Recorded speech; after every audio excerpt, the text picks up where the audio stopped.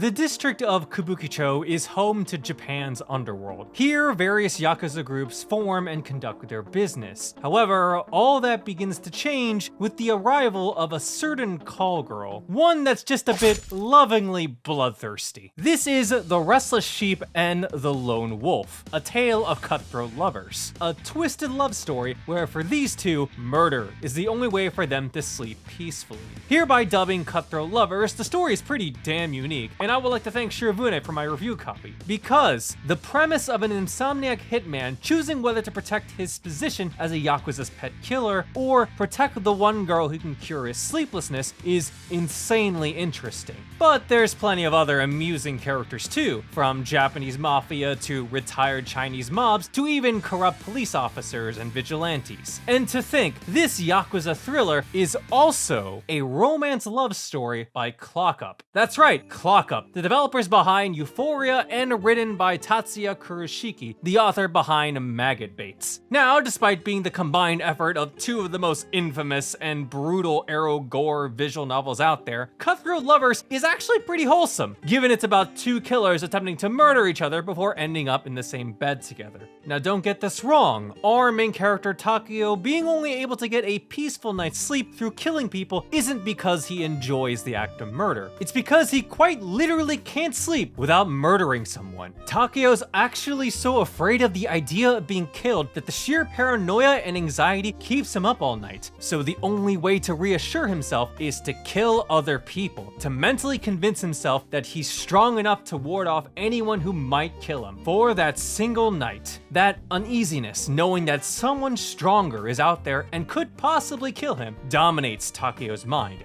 Really makes you wonder what the hell happened to him. This actually becomes the setup for a lot of the individuals in the story. Sure, on the surface they are shady criminals festering in the underworld, but you have to ask yourself, how the hell did they get to where they are today? What happened to this police investigator who is the dirtiest cop walking on these streets? Who's this lady speeding around in a wheelchair with a machete as her arm? Why is the most renowned Chinese mafia overlord working as a limo driver? Takeo's backstory is tragic, almost where I felt it was too viciously cruel, but it sure got the point across. The writing is constructed in a way that convinces the reader of their internal motivation and their view of the world. While there are characters I didn't particularly like, I could be like, yeah, you know what, I get you. Still murder though, even more so for the violent pillaging. Watching all of these characters is interesting, especially once you get their in-depth personal look into their backstories. The real treat though is how every single one of these characters interacts with each other through everyone's favorite relationship concept, power dynamics. Pretty much everyone's got a hand in each other's business, some more than others. Really, who's siding with who, and who's manipulating or even dominating over who. Cutthroat Lovers isn't very secretive about it. It's upfront and letting you see who quite literally is topping who. You'll see how the dominant one manipulates the submissive one to advance their personal agenda. And then you'll slowly see them fall apart as the relationship rapidly shifts, once the manipulated has the leverage. It's quite entertaining to see it slowly happen. It's even reflected in the dialogue and script in a couple of the explicit scenes. These moments are intent on conveying the intense feelings of the characters in the act. A character deriving sadistic pleasure from forcing their partner to do their bidding, while the suffering character is on their knees. And it's shown in that harsh, brutal, violent eroge vibe that Clock Up is known for. Sometimes I feel like Clock Up puts in these scenes to fulfill that darker, edgy eroticism quota. Really, some scenes can come across as unnecessarily cruel at times. Power dynamics isn't just between characters too. Clashes between organizations and factions is also relevant too. You'll see the various Yakuza groups trying to dominate the living district of Kabukicho, only to have their power being put in check by police forces and other foreign groups and individuals. It really helps highlight an important fact, where no matter how powerful you are in the pond, there's always a bigger fish out there in the ocean. Imagine seeing a pissing contest between person A and person B, only to realize that none of it actually matters because Goku could beat them both in a fight. That said, I'm not here to entertain power scaling debates. I'm more interested in, I guess for lack of a better word, third, the philosophical conceptual side of it. Are you the strongest because you're all powerful and dominating, or are you the strongest because you managed to outlive the longest by being a coward through and through? I like how this is explored through the cast. Every one of them encounters that brief moment of self-reflection, each with their own personal take and approach to their own strength and preservation. And as the dynamics around the city start to change, you see them reevaluate themselves and take appropriate measures. A man hailed as untouchable proceeds to make his office an iron fortress because his fatal flaw might have ended up in the wrong hands. It also doesn't help that his most trusted dog found himself a mate that just so happens to be a perfect match. Azami is pretty darn cute. She's so damn affectionate and devoting to Tako. Watching her basically be the loving romantic one to the stoic cold boyfriend is sure amusing. And the fact that she's not afraid to be a bit assertive, and honestly, she's the perfect girlfriend. And yet, just like all the other individuals in here, Azami has her own unique and brutal backstory. It's one of the situations that make me go, yeah, this is indeed a dark, edgy clock-up title. Azami's appearance really was one hell of a turbulent force. She really invokes that whole indiscriminate, whimsical nature of death. Even when some characters think they have it under control, things happen, oops. When you put that into perspective, it makes a fair amount of sense that Tako is so frightfully scared of dying. Even the strongest wolves are sheep in the face of death. Death acts as this unstoppable force, and it's pretty damn unpredictable, where the most unlikely person could be able to kill the strongest one around. It's honestly slightly funny how this idea of death being this uncontrollable force undercuts some of the narrative arcs in the story, which I recognized as both unusually awkward and yet strangely thematically on point in retrospect. What does this mean? Well, I guess you're gonna have to read to find out, oh no. But if there's one thing I will vouch for, it's the ending. Because even if death awaits them, our main characters aren't gonna lie down and let the Reaper cut them down. They'll do it on their own terms, ultimately leading to the final few moments of Cutthroat Lovers, to which I don't know how the author manages to do it, but all three endings are bittersweet and yet perfect in their own special way. Which brings me to Cutthroat Lovers' sequel Fandisc title, Gaiden. And I just have to say, things are a lot more fun in here. Gaiden runs on this episodic nature and plays into the whole, these are the everyday lives of the people in Kabukicho. Some are strange, some are fun, and others are interesting in their own right. I would highly recommend picking this up along with the original game, because while I may not have vibed with a couple of characters in here, seeing them do their own thing in a less serious environment was fun to watch. Even then, Gaiden proceeds to go back to the roots of Tako and Azami's relationship at the very end, doing so in a very lovingly manner, expressed in the only way they know how.